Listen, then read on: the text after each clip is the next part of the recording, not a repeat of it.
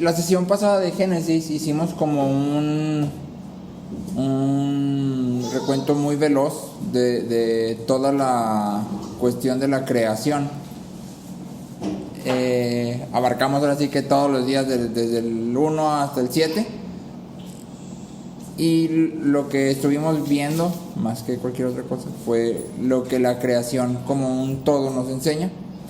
El punto principal, si se acuerdan, era que Dios es el actor principal, por llamarlo de una forma, el personaje principal en la historia de la creación. No somos tú y yo. La Biblia empieza con, en el principio, Dios. Y en realidad Dios es el personaje principal a lo largo de toda la Biblia, no solo en Génesis 1 y 2, sino a lo largo de toda la Biblia, ¿sí? Entonces, el día de hoy vamos a estar estudiando acerca del día 1. Acompáñame ahí en tu Biblia, estamos en Génesis 1 y vamos a leer del 3 al 5. Dice: entonces dijo Dios, sea la luz, y hubo luz. Dios vio que la luz era buena, y Dios separó la luz de las tinieblas. Y Dios llamó a la luz día, y a las tinieblas llamó noche. Y fue la tarde y fue la mañana, un día. ¿Sí? Entonces, cuando tú y yo abordamos el relato de la creación en Génesis, podemos vernos tentados, sobre todo en nuestra época científica, a querer acomodar todo este relato de los 6 días, 7, a lo que la ciencia dice y cómo funciona, y caer en armar ciertas teorías. No, es que los días no son días literales, no, es que entre cada día pasaron miles de años, no, es que es nada más un recurso literario, como si fuera un poema, pero no es realmente literal, ¿sí? Pero debemos de tener cuidado en todo esto. La Biblia toma la creación como un evento histórico literal, o sea, así como viene ahí, así sucedió, ¿sí? Y aunque esto no embone con ninguna teoría científica, es decir, si tú quisieras decir, en 6 días literales el mundo fue creado y la ciencia lo prueba así, sería imposible, no hay ninguna forma de científicamente probar esto.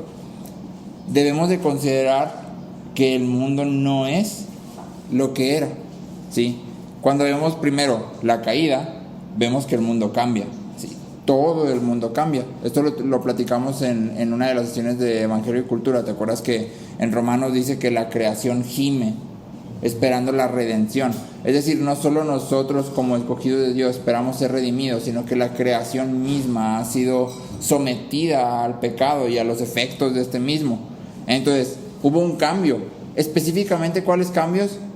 No sabemos ni la profundidad ni la extensión de estos cambios. Simplemente sabemos que el mundo cambió después de la caída. Y después de eso cambió de nuevo después del diluvio, ¿sí? Cuando tú ves el diluvio, dice que no había llovido sobre la faz de la tierra. Y de repente llueve, ¿sí? Eso implica que todo el mundo volvió a cambiar. Entonces, la ciencia no puede regresar hasta atrás y ver lo que hoy no ve. La ciencia trabaja con lo que hoy tenemos.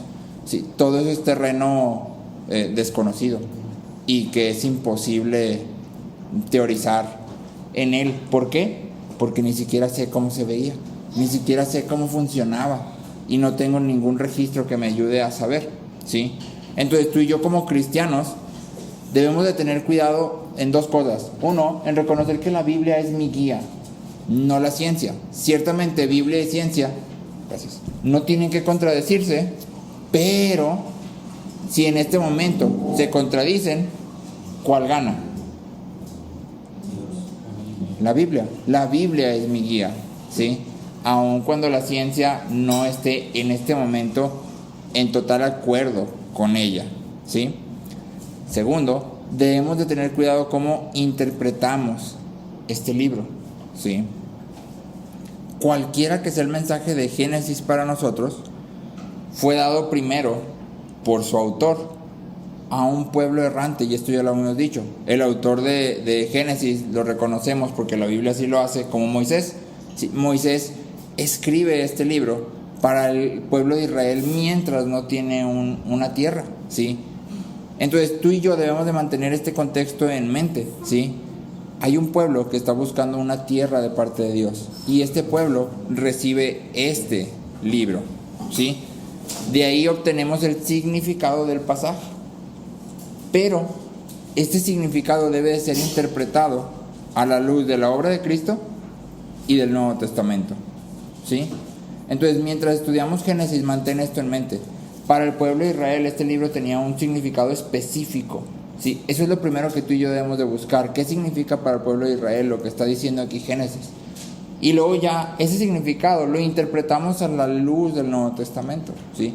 Y es lo que vamos a hacer justamente ahorita, ¿sí? Empezamos por decir que la Biblia nos dice que todo fue creado en Cristo y por Cristo, ¿sí? ¿Alguien me pudiera leer, por favor, Colosenses 1:16 y Hebreos 1:2? Colosenses 1:16 y Hebreos 1:2.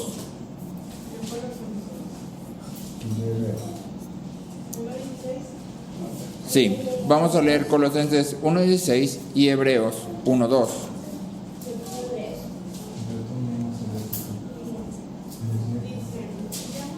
Sí, vamos adelante. Porque en él fueron creadas todas las cosas, tanto en los cielos como en la tierra, visibles e invisibles, ya sean tronos o dominios o poderes o autoridades. Todo ha sido creado por medio de él y para él. Todo fue creado por él. ¿Por quién? Por Cristo. ¿Y para quién? Para Cristo. ¿Sí? Natalia. En estos últimos días nos ha hablado por su Hijo, a quien constituyó heredera de todas las cosas, por medio de quien hizo también el universo. Exacto. Entonces, tanto Colosenses como Hebreos, como muchos otros pasajes en la Biblia, en el Nuevo Testamento, nos dicen, todo fue hecho por Cristo, para Cristo. Entonces, la pregunta que tú y yo nos debemos hacer al leer Génesis es, ¿dónde está Cristo en todo esto? ¿Sí? ¿Dónde podemos encontrar su nombre? Porque en realidad no aparece en ninguna parte. ¿Sí? Lo bueno es que gracias a Dios la Biblia no nos deja solos para especular. Sí, acompáñame a Juan 1. Y vamos a leer del versículo 1 al versículo 3. Juan 1, del versículo 1 al versículo 3. En el principio ya existía el verbo, y el verbo estaba con Dios, y el verbo era Dios. Él estaba en el principio con Dios. Todas las cosas fueron hechas por medio de él, y sin él nada de lo que ha sido hecho fue hecho. Exactamente. Entonces Juan dice en el principio, haciendo referencia, Juan está conectando intencionalmente Génesis con su prólogo. Dice en el principio ya existía el verbo. Sí, el original es logos y es lo que en nuestro Génesis es la palabra. Sí, en el principio ya existía el verbo, ya existía la palabra y el verbo estaba con Dios y el verbo era Dios. Sí. Entonces, cuando buscamos a Cristo en el relato de la creación, lo encontramos en la palabra que Dios pronuncia. Eso es Cristo, esa palabra que sale de Dios, ¿sí? Este solo versículo, el versículo 3 de Génesis, donde Dios dice, entonces dijo Dios, nos enseña o nos habla sobre dos falsas enseñanzas. La primera es el arrianismo, en función de su creador, Arrio, que es por allá del año 300. Arrio decía que Jesús era como Dios en muchas formas, pero era un ser creado, ¿sí? Y que por lo tanto era inferior a Dios, ¿sí? Una versión actual del arrianismo la encuentras en los Testigos de Jehová, en la Iglesia de los Santos de los Últimos Tiempos y en los Adventistas del Séptimo Día, ¿sí? Estas tres líneas de religión creen alguna versión del arrianismo, ¿sí? Leon Morris, que es un comentarista, dice, el verbo, Cristo, existía antes de la creación, lo que deja en claro que el verbo no fue creado, ¿sí? Entonces tú y yo creemos que tal como Juan dice, en el principio ya existía el verbo, ¿sí? Lo que está diciendo Juan claramente es, en el principio del tiempo, ahí donde empezó, el verbo ya existía, ¿sí? El verbo estaba con Dios y el verbo era Dios, ¿sí? Eterno, de la misma sustancia, diferente persona. Y esa es la segunda falsa enseñanza que encontramos refutada en este versículo, y se llama modalismo, ¿sí? El modalismo niega la existencia de personas distintas en la Trinidad y dice que Dios usa máscaras o representaciones para revelarse, ¿sí? El modalismo dice que Dios se presentó a él mismo en el Antiguo Testamento como Padre, en el Nuevo Testamento como Cristo, y hoy por hoy se presenta ante nosotros como el Espíritu Santo, ¿sí? Pero cuando Juan identifica el verbo con la palabra en Génesis 1, está hablando de Dios el Hijo, de Jesucristo, quien vive eternamente en relación con el Padre y hace la voluntad del Padre. ¿Sí? A través de la Biblia vas a encontrar una enseñanza clara y constante de la Trinidad, ¿sí? No te cito aquí todos los versículos que hablan de la Trinidad, pero creo que puedes recordar uno de los más emblemáticos, por así llamarlo, y está en Lucas, donde Cristo es bautizado y luego se oye una voz desde el cielo y se ve que el Espíritu desciende como paloma, ¿sí? 3 personas de la Trinidad al mismo tiempo, ¿sí?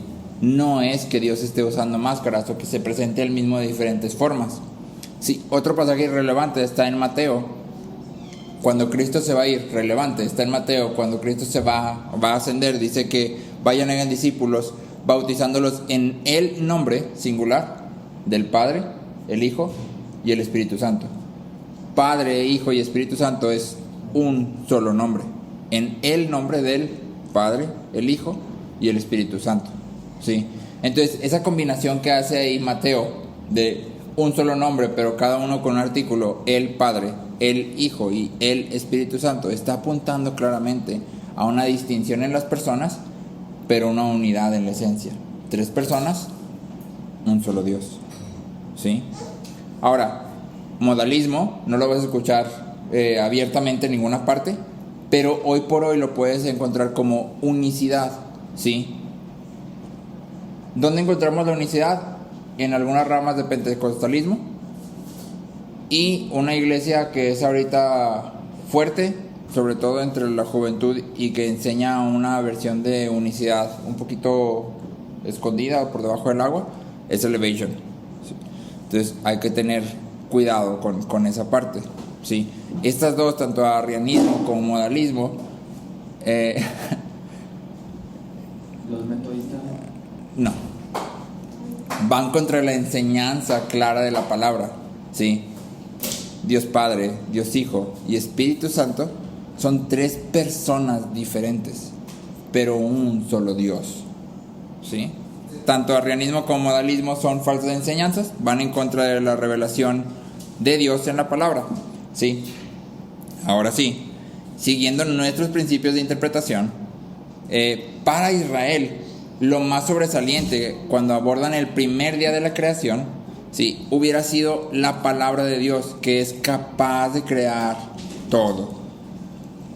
Y el hecho de que la primera acción de Dios sea hablar, hace énfasis en cómo el propósito de Dios es obrado y alcanzado.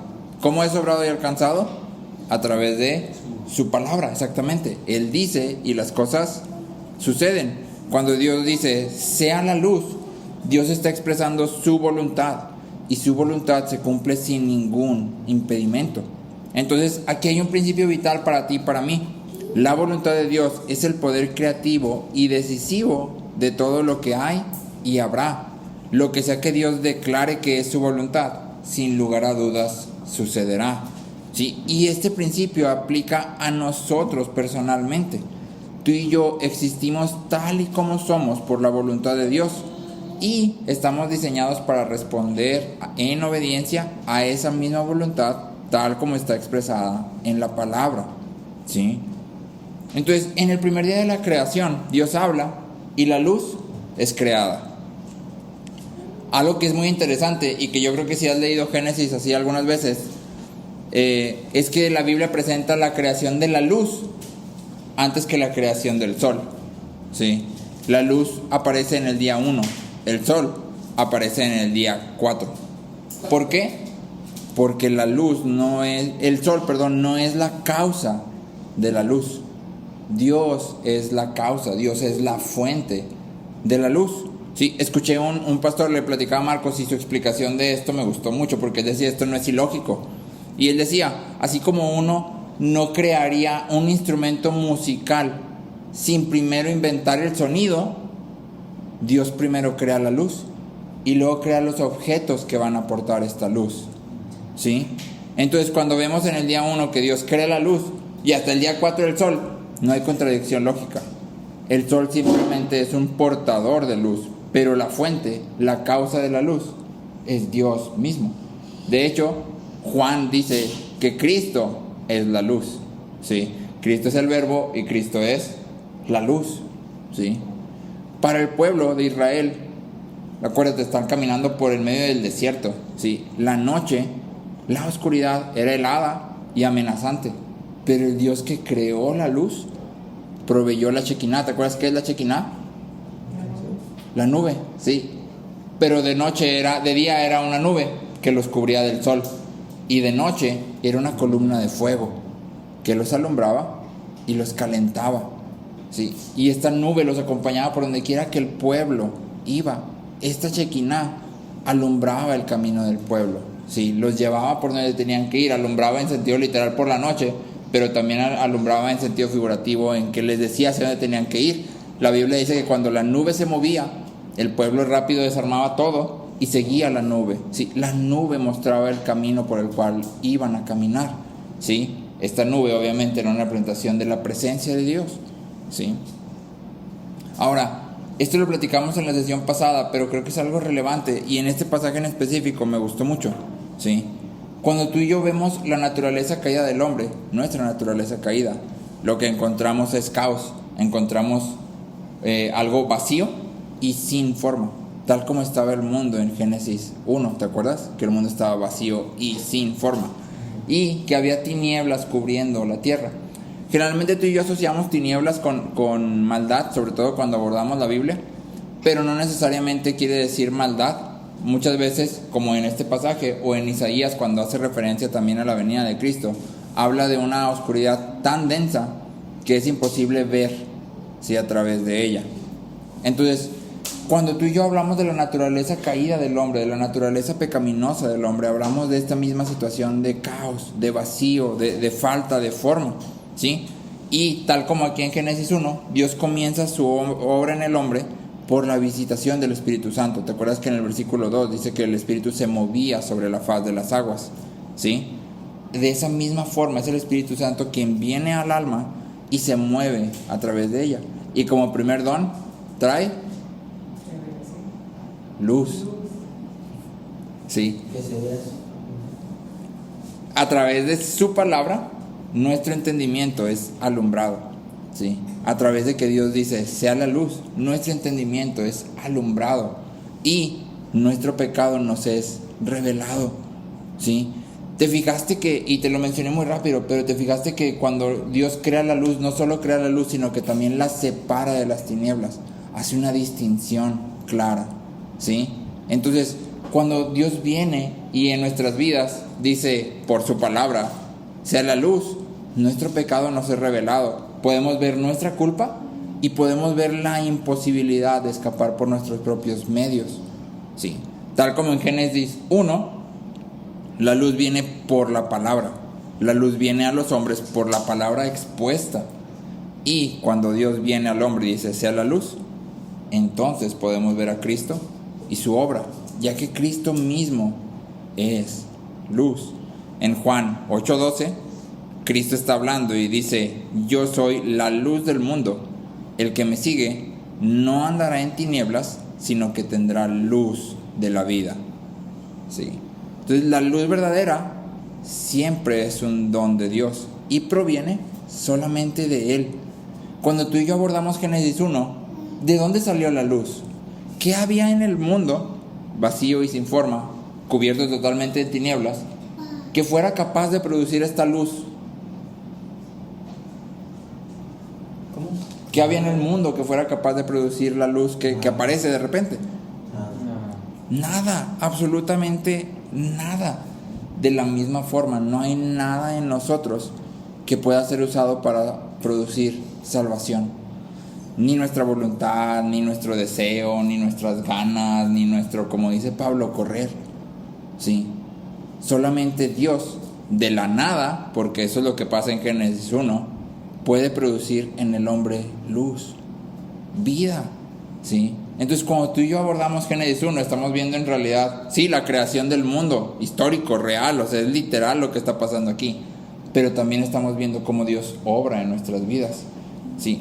De en medio de la nada, el Espíritu viene, Dios a través de su palabra obra, Y en nuestras vidas es creada luz, es creada vida, ¿sí? Entonces, algo que es muy interesante, si te fijas, es que esta luz es traída a existencia instantáneamente. ¿Cuánto se tardó la luz en aparecer? Nada, o sea, literalmente dice ahí, sea la luz, y hubo luz. Así, tal cual, fue un proceso instantáneo, ¿sí? Entonces, cuando tú y yo vemos esto, y luego ves que Dios tardó otros 6 días, 5 si quieres verlos de acción, en el proceso de creación, ¿sí? Eso habla de nuestra regeneración, ¿sí? Nuestra regeneración es instantánea. Cuando su palabra viene y dice, sea la luz, y la luz brilla, nos alumbra, Cristo nos alumbra, somos regenerados, ¿qué? Instantáneamente. Pero todavía quedan otros 5 días de creación, ¿sí? Eso muestra el proceso de santificación, que es gradual. Eres regenerado en un instante, en un momento. Cuando Dios dice ya, ahí eres regenerado. Y luego de ahí sigue el proceso de santificación, ¿sí? Que es el paralelo de la creación, ¿sí? Los otros 5 días que le restan a esto, ¿no? Entonces, estos días, ¿sí? Así como en la creación, funcionan espíritu y palabra, espíritu y Cristo. Ambos funcionan juntos para producir o para cumplir la voluntad de Dios, ¿sí? Y eso mismo sigue obrando hoy para traer a pecadores a vida y para conformar en los que ya están vivos la imagen de Cristo, ¿sí? Como creyentes, tú y yo debemos recordar que la palabra de Dios sigue teniendo el mismo poder, pues Dios no ha cambiado. Generalmente tú y yo abordamos Génesis 1 y lo vemos y decimos, wow, qué increíble, sea la luz y hubo luz, ¿sí? Y separen las aguas de abajo de las aguas de arriba y fue la expansión, wow, qué increíble, o sea, Dios hizo todo con su palabra. Pero luego venimos al día de hoy y no sabemos qué hacer con las cosas, ¿sí? Y lees la Biblia y dices, esto ya me lo sé, no, esto ya lo leí, no, ya me lo sé, está aburrido, no, ya me lo sé, el pastor predicó de lo mismo, ya eso ya me lo sabía yo desde hace mucho, sí, ya me lo sé. Y entonces, lo que en Génesis 1 te parece asombroso, aquí en el 2022 te parece, ya me lo sé, o sea, ya leí la Biblia 50 veces, ya me la sé, sí. Pero es la misma palabra de Dios, la misma que en Génesis 1 crea todas las cosas, es la misma que hoy estamos predicando, ¿sí? Por eso la palabra es el centro de lo que hacemos, ¿sí? Y entonces esto nos da esperanza. Primero, nos da esperanza de saber que por más difícil que una persona parezca, por más ajena al evangelio, por más muerto que la persona se pueda ver, ya está podrido ahí la persona, tú dices, ya este compa ya no tiene salvación, ¿sí? Si es la voluntad de Dios, va a venir a vida. Porque así como en el principio Dios viene y habla y de la nada todo sucede, así sigue pasando hoy. Pablo dice en 2 Corintios 4, pues Dios que dijo, de las tinieblas resplandecerá la luz, es el que ha resplandecido en nuestros corazones para iluminación del conocimiento de la gloria de Dios en el rostro de Cristo, ¿sí? Entonces, Pablo está otra vez aquí jalando específicamente desde Génesis, Dios que dijo que resplandezca la luz, es el mismo Dios que ha venido hoy a iluminarnos para entender lo que Cristo ha hecho.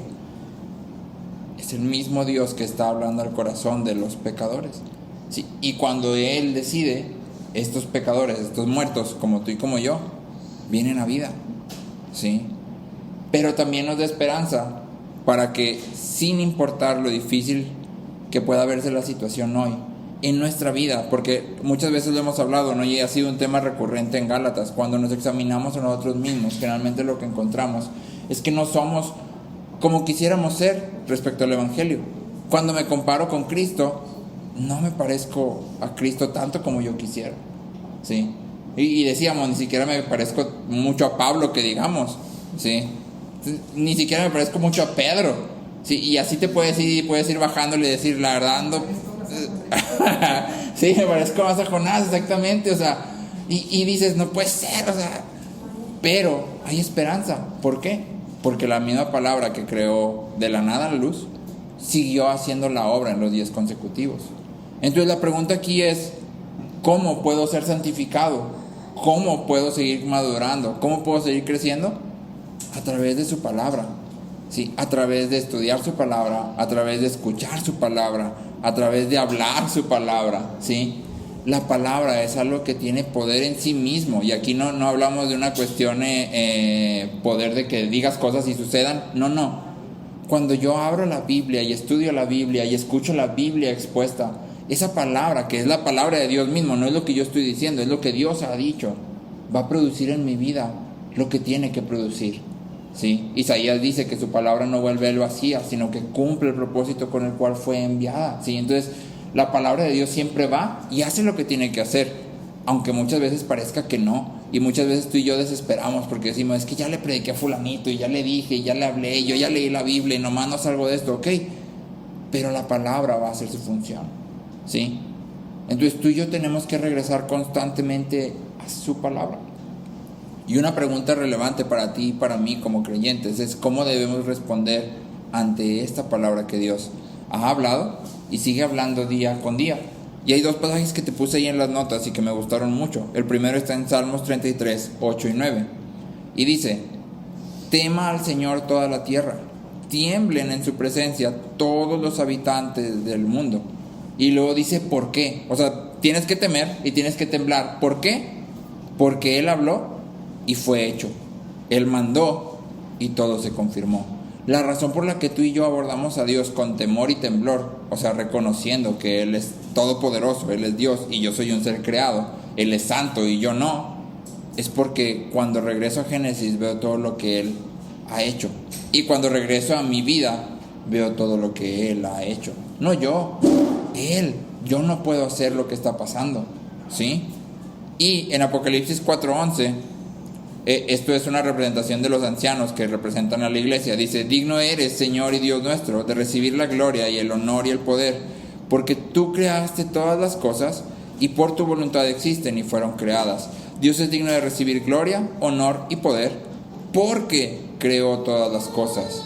Por su voluntad existen y por su voluntad fueron creadas.